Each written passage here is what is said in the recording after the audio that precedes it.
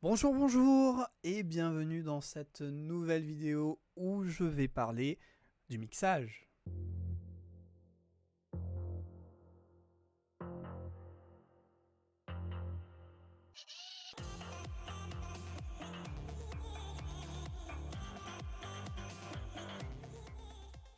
Alors le mixage, c'est un bien grand mot, un mot qui incorpore tellement de choses. Je vais essayer de faire les choses expliquer les choses le plus simplement possible, mais c'est vrai que c'est un énorme sujet, le mixage. Le mixage, c'est l'étape qui vient juste après la compo. Donc là, tu viens de composer ton morceau. Tu as une première idée en écoutant, mais clairement, tu sens que c'est pas du tout équilibré, quoi. Peut-être que ta basse est beaucoup trop forte par rapport à ton piano. Enfin voilà, il faut que ça soit mixé et ça porte clairement son nom. Alors déjà, avant toute chose, le mixage, ça se fait avec le multipiste. Ça peut paraître encore une fois logique pour certains, mais je précise, le mixage, ça se fait avec le multipiste. Le multipiste, c'est quoi? C'est donc sur chaque piste, tu as un instrument, donc par exemple une piste guitare, une piste piano, une piste voix, une piste snare, etc. etc. Après, si tu utilises par exemple un drum kit, c'est fort possible que sur une même piste, tu aies le snare, le kick, le hi-hat, le hat, etc. etc. C'est possible aussi. C'est possible aussi que sur une même piste, tu aies divers samples que tu as mis, ou bruitage, ou autre. Mais quoi qu'il en soit, tu as plusieurs pistes. D'ailleurs, chose à savoir, moi je conseille quand même que sur chaque piste, il y ait une sonorité propre ou un instrument propre plutôt que plusieurs. Après, tu peux quand même gérer avec l'automation. Mais pour simplifier, c'est quand même mieux. Première étape dans le mixage. Alors après, les étapes que je dis, c'est mon ordre là, en tout cas, qui m'est venu et c'est sans doute celui que je fais. Peut-être que tu vas le faire dans un autre ordre, ou peut-être même qu'il y a des choses que je ne vais pas parler, ou je vais parler d'une autre manière. Comme je l'ai dit, le mixage, c'est quelque chose de super vaste. Donc, c'est fort possible qu'il y ait des choses que je n'ai pas pensé à parler. Là, je vais essayer de parler vraiment des choses les plus principales, quoi. Donc, en premier, traitement des pistes audio. C'est-à-dire que tu vas faire un nettoyage de fréquence avec ton EQ. Le nettoyage de fréquence va permettre d'éliminer les fréquences que tu ne veux pas et de mettre en avant celles que tu souhaites. En gros, tu as une guitare, c'est plutôt dans l'aigu, donc on va enlever plutôt tout ce qui est basse fréquence. En général, ça peut être les fausses notes, ça peut être les cordes que tu auras touchées sans vouloir, ou voilà. Et tu vas plutôt mettre en avant les hautes fréquences, donc les aigus de ta guitare. Une fois le nettoyage des fréquences fait, en général, ça va de pair, mais tu mets, comme je l'ai dit, en avant les fréquences que tu souhaites. Alors à savoir que tu n'es pas obligé d'utiliser qu'un seul EQ, tu peux en utiliser plusieurs pour diverses raisons. Moi en général, j'en utilise un pour nettoyer les fréquences et mettre en avant donc les fréquences que je souhaite. Et ensuite j'en utilise un autre qui lui ne va pas se vouloir neutre comme le précédent, mais qui va vouloir ajouter du caractère ou une couleur, comme certains l'appellent, une certaine chaleur aussi en avant, donc personnaliser un peu plus la sonorité. Ensuite, tu vas éliminer les bruits de fond, les sons non voulus de bouche par exemple, ou de salive, que tu ne souhaites pas, je précise, puisque c'est quand même important par moment d'avoir un bout de respiration, ce genre de choses, ça humanise vraiment. Mais sinon, tu vas clairement supprimer ou atténuer le volume. Pour ça, tu peux le faire directement à la souris en supprimant les parties. Tu peux utiliser des EQ, compresseurs ou même un DSR pour supprimer ce genre de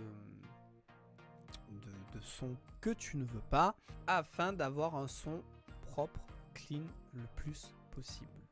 Une fois que c'est fait, on passe à la spatialisation. Alors, la spatialisation, c'est quoi? C'est en fait le placement des sons dans le champ stéréo. En gros, j'en ai parlé dans une précédente vidéo qui est le lexique du producteur. Tu vas pouvoir faire en sorte que ta guitare soit à gauche, ton clavier soit à droite. C'est un peu, tu sais, comme dans les écouteurs ou le casque où tu entends divers sons par endroit. C'est ça, le champ stéréo. Tu vas placer sur ce champ-là, donc sur les logiciels les plus simples ou les plugins que tu peux utiliser les plus simples, c'est gauche et droite. D'ailleurs, à savoir, pour la spatialisation, si tu n'es pas obligé d'avoir de plugin, puisque de base, les logiciels, en tout cas Ableton, FL Studio, Logic, tout ça le propose. Tu peux panner, donc faire une panoramique sur la gauche ou la droite. Elle reste assez limitée et simpliste, mais si tu t'y connais pas plus que ça, ça sera très bien. Ça permettra d'avoir le son sur la gauche ou le son sur la droite, ou qu'il soit centré. Et quand je dis sur la gauche ou sur la droite, si tu le mets totalement, alors en général c'est sous forme de 50% ou 100%, ce genre de choses. Si tu vas au maximum, donc ou 50 ou 100%, tu n'entendras que à gauche ou que à droite le son. À savoir que je te conseille de plutôt faire en sorte qu'on entende toujours un peu sur l'autre côté de l'oreille. C'est-à-dire que si tu pannes sur la gauche, panne pas à 100% sur la gauche.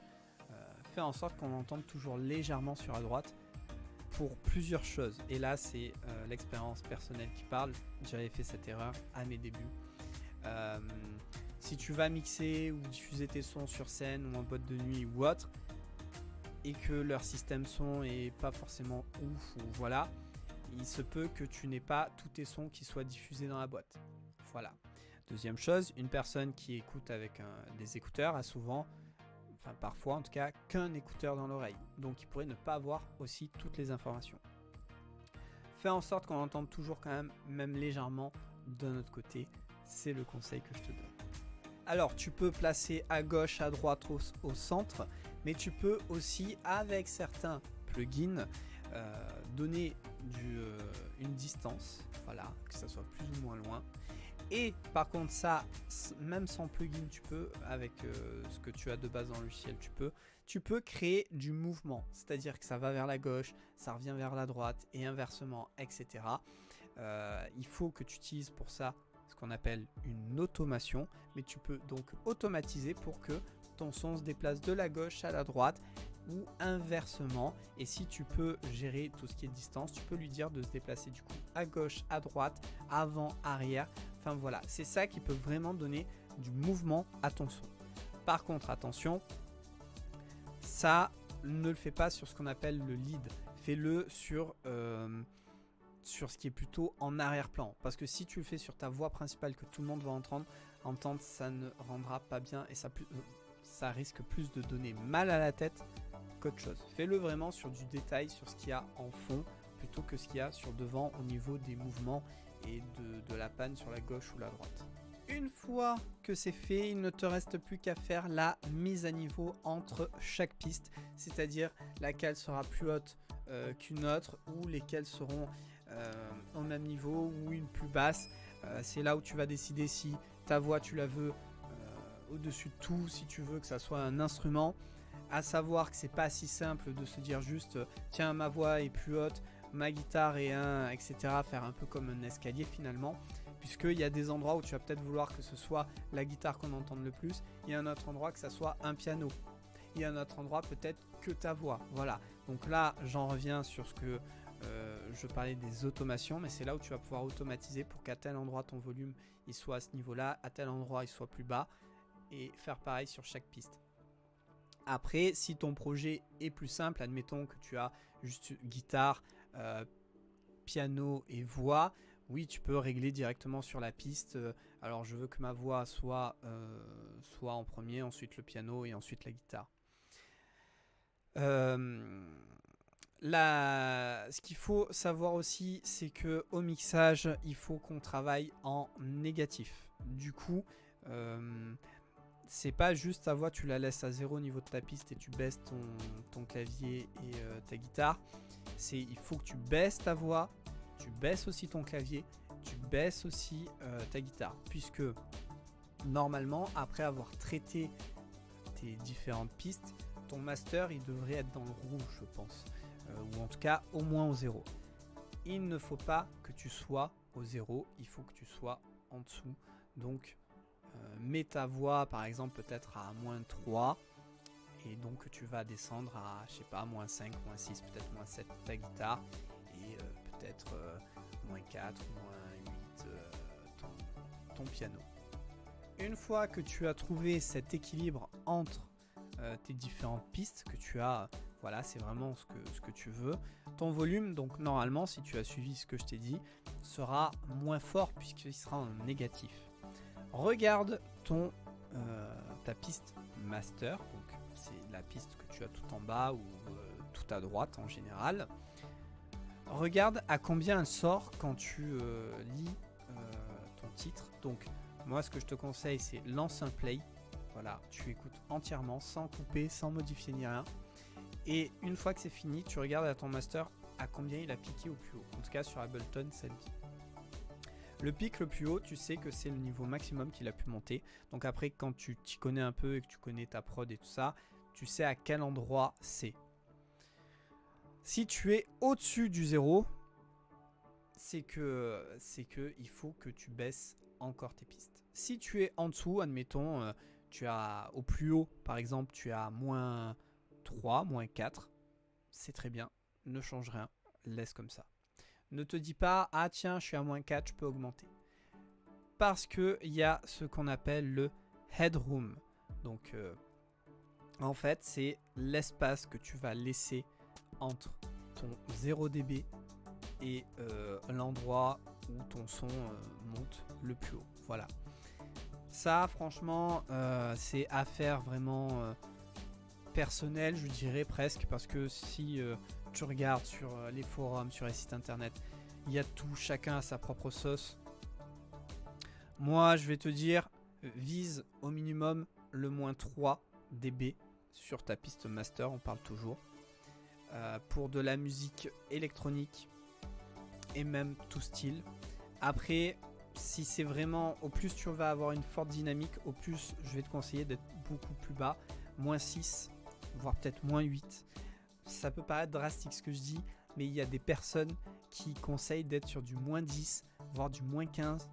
J'ai même vu, je crois, si je me souviens bien, un -20. Je trouvais ça abusé. Mais garde en tête que au plus bas tu ressors ton mix, au mieux il pourra sonner à la dernière étape qui est le mastering. Voilà, c'est tout pour le mixage. J'espère que ça répondra à certaines de tes questions.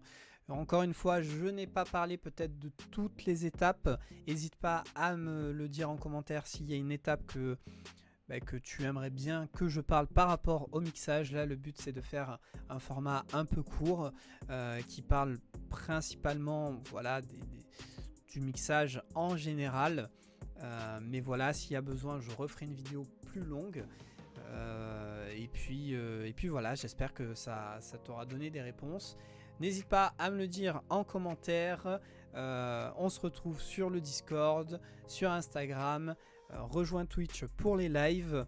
Et puis si c'est pas encore fait, abonne-toi. Voilà. Je te dis à la prochaine. Et en attendant, sois créatif.